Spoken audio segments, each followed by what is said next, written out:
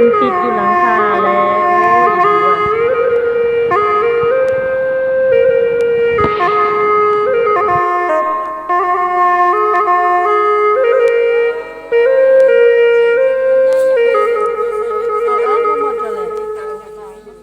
ยัง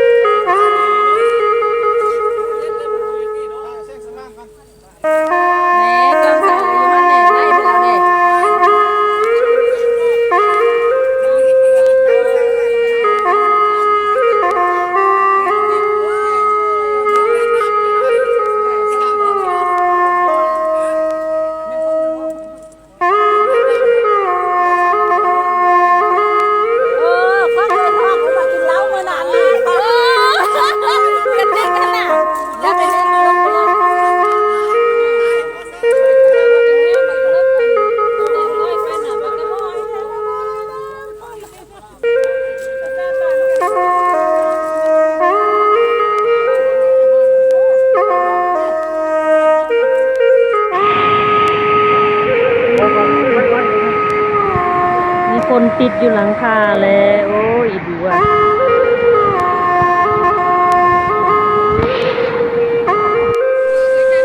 ต้องการความช่วยเหลือเด้ออยู่อันนาริวตอนนี้นะอยู่แปลงเฮือนอยู่นี่นะออกบ่ได้อะไรนี่นะเนี่ยจุดนึงก็ลอยออกแล้วแต่บ่ไปละต้องการความช่วยเหลืออยู่นาริวมาช่วยได้เด้อขับชนเด้อนี่อยู่หลังคาอยู่เดี๋ยวนี้นะเนาะ